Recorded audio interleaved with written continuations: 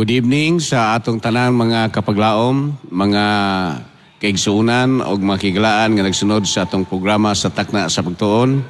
O sa dili patamo padayon, atong idoko ang atong ulos sa pagampo.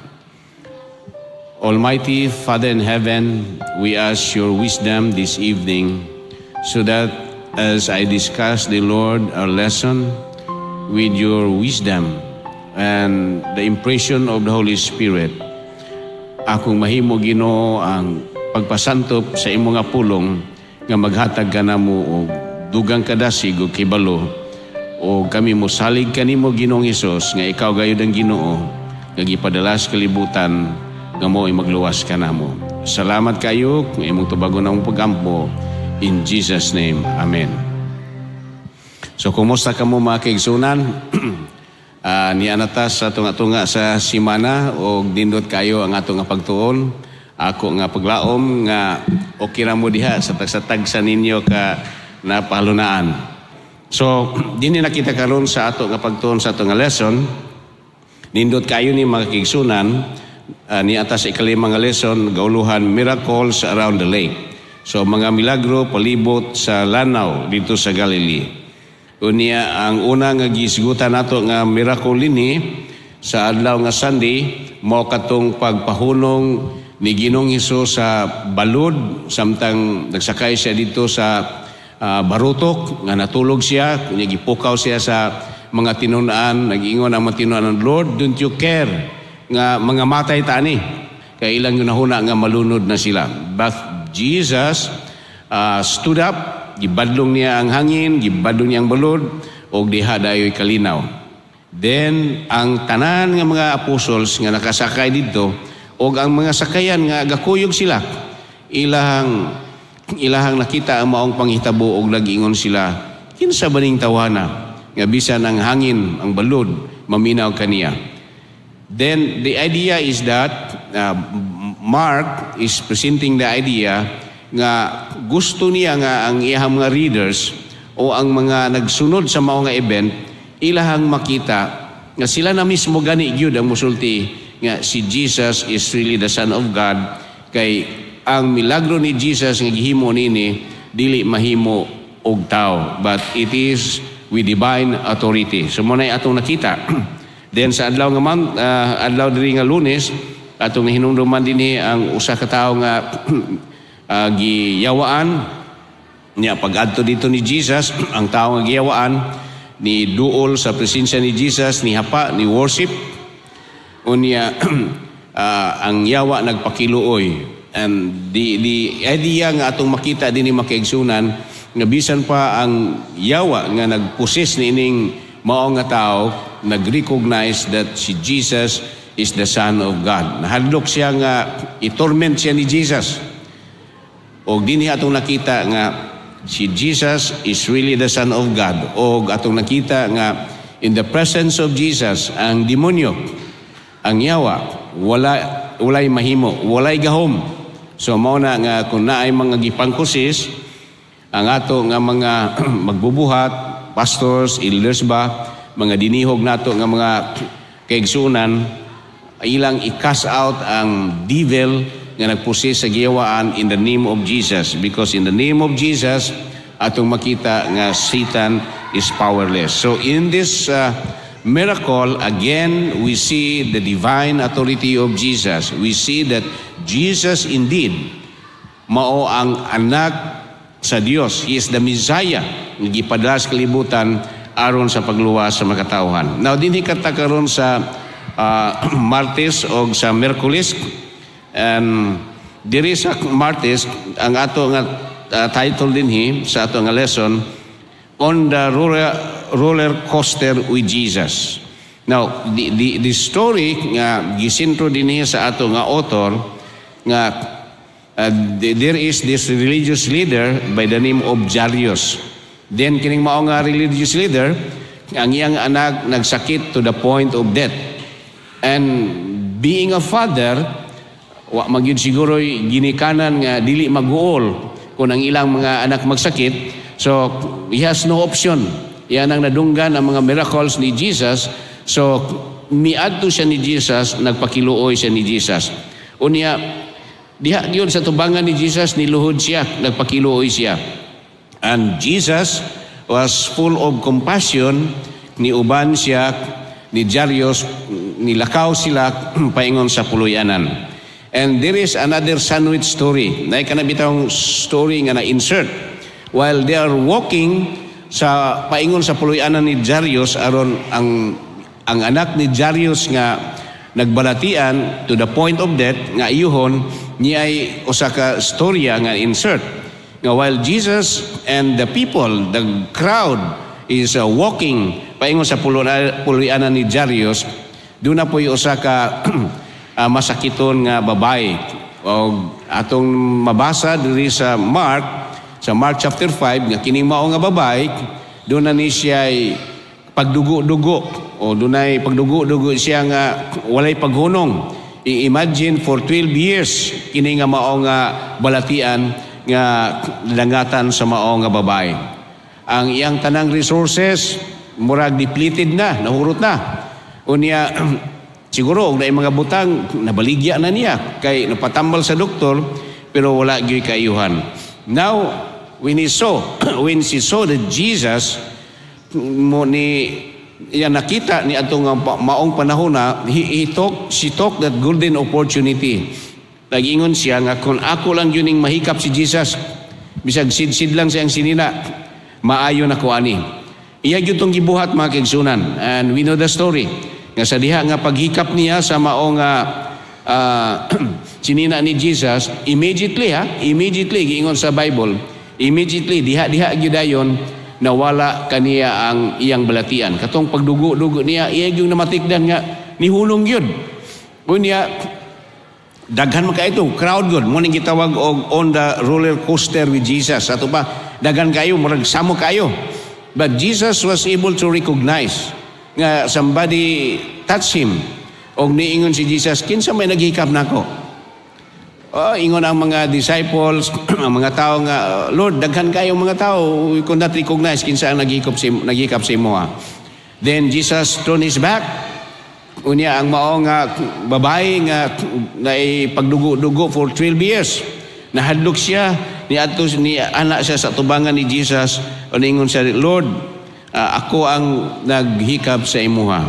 And we know the story. Ingon si Jesus, your faith has held you. But the point that our lesson was trying to say is that when Jesus, when this woman touched the cloth of Jesus, niya si Jesus, iyang gipangita o kinsa ang naghikap sa iya, Jesus wanted to heal not only her body, but also her soul.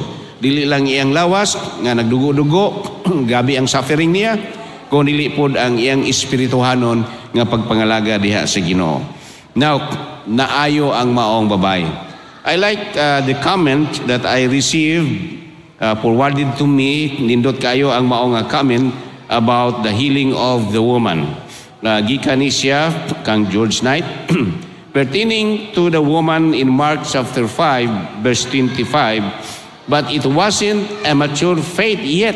Dili pa kuno mature gani ang pagtuon ining mong bayana, pero doon na siya pagtuon ni Jesus. But Jesus honored that faith. Ang maong pagtuo sa maong bay, gi-honor ni Jesus. Her story teaches us that Jesus meet us where we are. So, ang storya nagsulti ka nato, kasi Jesus iyang gitagbo kung asa ratataman. Kung mora na iyang pagtuo, pero na siya pagtuo, si Jesus iyang gitagbo na ang iyang pagtuo.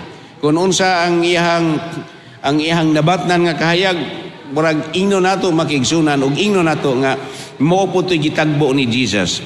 As the weak and effective as our faith may be, He recognizes, or Jesus recognizes it for what it is, and enable that faith in Him, kanang pagtuo nato nga na kang Ginoong Hesus, to grow so that healing faith, aron ang healing faith, na ang pagtuo nga makaayo, mahimo matransform, mahimo ngadto sa usa ka saving faith. So, physically was healed. So this is the point, mga kaigsunan, not only physically, but her soul was also healed. So physically healed by faith, physically was healed and was transformed into a saving faith. So nindot kayo nakabaton og kaayuhan og paglaom sa kaluwasan kining maong bayhana. Then going back to the story of Jairus, nilapos na sila ang balay. While duol na sila, itagbo sila sa mga serban. Nga, Jairus, ang imuhang anak patay na. But Jesus, as we know, ipadayon yun siya dito. Unya, pag-abot ni Jesus dito sa maong balay ni Jairus, atong makita nga ang mga mga servant, mga tao dito, nang hilak yun kay patay na. But Jesus said, wala pa na namatay, natulog na. So, nangatawa ang mga tao. Sa English pa nga pagkasulti, scorn. Mura ba, giyaga-yagaan siya nga, patay na na. Unya mo ingon ka nga, buhi pa. So, natulog na. So, ipagawa si Jesus katong mga tao nga walay pagsalig o pagtuo siya nga pulong. O si Jesus misulod with a few of his disciples, uban sa iyang pipila ka mga disciples, ingon rin si Peter, si James, o si John, and he asked also the parents nga mosulod dito. Ugon niya, gitawag ni Jesus, gihawiran ni Jesus ang kamot sa maong bata, maong dalagita, unya niingon siya, talita kumi. O bot ipasabot nga, little girl, get up.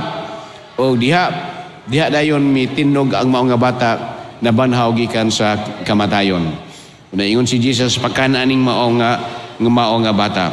Now, what is the point of this story, of this miracle? Nga nahitabo sa kang Jairus nga daughter.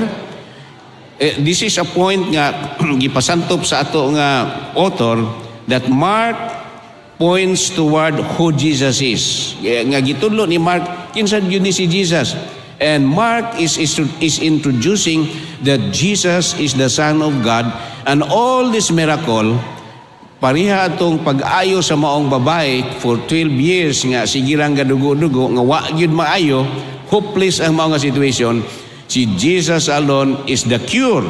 Jesus alone is an almighty God who can heal this woman.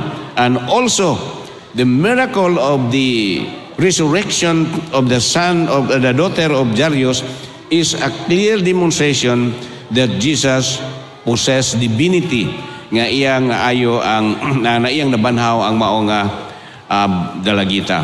Now, as we proceed on Wednesday, rejection and reception. Now, Jesus, after all this healing, miadto si Jesus dito sa Nazareth, and Jesus continue his ministry. Nagpadayon siya sa pagwali, nagpadayon po siya og pagpangayok. But we see nga while Jesus was in the synagogue was teaching, atong makita nga ang mga tao nag-reject ni Jesus. Dili nila madawat si Jesus because Jesus, as dino, usa ni ka panday, pero karon nahimo na ang usa ka teacher. Unya nagpangutana sila, asam ni gikan si Jesus og wisdom? Asam ni siya gikan ining iyang kibalo nga taas kayo nga ang iya nga mga panudlo adunay otoridad. So kunya naa siya mga miracles nga ginahimo. Of course, dili sama sa ubang lugar ang mga miracles nga gihimo ni Jesus, because Jesus said nga sa lugar nga diin siya na tao, ang mga tao nagdumili sa pagdawat kaniya. So maglisod yun kayo ang mga miracles kay ang mga tao nakulangan sa pagtuo sa gahom ni Jesus. Of course, you cannot limit Jesus, but this is a point. Ingon siya, a prophet, ang usa ka prophet, dili mahimong epektibo kaayo successful siya nga lugar. And this is biblical. Nga muna nga usay ang mga pastors, masayan sa ilahang mga lugar, dili kay epektibo kay ng mga tao na sinati sa iya nga pagkatao sa pagkagamay pa og hangtod sa pagkadako. And this happened also to Jesus. So we see some kind of rejection. And Jesus also was commissioning, atong makita rin nga si Jesus was commissioning his disciple to preach about Jesus. And when the disciples was preaching about Jesus, sa mga miracles nga ilang nga gihimo in the name of Jesus, so Jesus become famous og naabot ni ngadto kang Herodes og dunay doon na sila yung mga kalibog. Ang uban nag-ingon nga, that is Elijah. Nag-uban nag-ingon, that is John. Nag-ingon, so muna ang ilang mga pangunahunaan. And even Herodes, nag-ingon siya nga, John was risen from the dead. Now, this point us to an idea nga ang naitabo sa persecution ni John, nga si Herodes mo'y nagsugo nga paputlan og ulo si John the Baptist. This prefigures nga mauni siya pud ang mahitabo. Sa giterm sa itong lesson, John's death foreshadows Jesus' death or the persecution of Jesus and the disciples o sa mga believers. So atong makita dinhi nga kini nga mga panghitabo gipasantop sa author nato nga ang crisis nga nahitabo kang John mao sa ni ang mahitabo ni Jesus and to his disciples. So mao ni ang ato nga makita dinhi nga Jesus was rejected even though ilang nakita na ang mga ebidensya sa mga miracles si Jesus sa pag-ayo sa mga nagkalahi nga masakiton around the lake of Galilee, the healing of impossible nga mga balatian nga maayo, unya labaw sa tanan ang pagbanhaw sa minatay. So that is not a miracle nga atong maingon nga ordinaryo ra gyud kayo. So unya katupag yung pagsakay dito sa sakayan ni Jesus atong makita dito nga gipahunong niya ang hangin. So here gi-establish sa author na Jesus is the Son of God. Who is Jesus? Nga walay nga dili ta kinahanglan magduha-duha sa identity ni Jesus. So this is the task of our lesson tonight, to give us a clear understanding of who Jesus is. That Jesus is the Messiah. That Jesus is the Son of God. Nga kitang tanan mutuo gayud nga siya mao ang anak sa Ginoo nga gipadala sa kalibutan, nga kung doon na kita'y pagsalig o doon na kita'y pagtuo kaniya, makabaton kita og kaluwasan. And by faith, o pinaagi po sa pagtuo, kana nga pagtuo nga naa sa tong kasing-kasing ato nang patabuon nga musalig yun ta ni Jesus kay siya ra gyud ang makaluwas kanato. So this is our lesson for tonight. Ato lang ning gimubo mga kaigsunan tungod kay we have the public effort tonight on air, Revelation of Hope by Dr. Moray. So padayon mo sa pagpaminaw sa pagsunod sa ato mga programa sa Hope Channel karon. Daghang salamat. Ang Ginoo magpanalangin kaninyo atong iduko ang atong ulo sa pagampo. Ginoo, salamat gyud kayo nga ikaw nag-uban kanamo sa among pagtuon sa imong nga pulong pinaagi sa lesson namo niining gabiuna og sa niagi nga gabii. Among lauman nga amo gayong makita ang gusto nimong isulti nga ikaw Ginoo, Ginoong Hesus mao gayud ang anak samahan nga gipadala sa kalibutan nga pinaagi ni Ginoong Hesus makabaton kami og kaluwasan. Salamat kayo nga ikaw mag-uban kanamo o salamat nga imuming ligunon sa among pagtuo o gihan nga makapadayon mi sa paglagad hangtod gyud sa imong pagbalik. Salamat sa pagtubag sa among pagampo. We ask in the name of our Lord Jesus. Amen.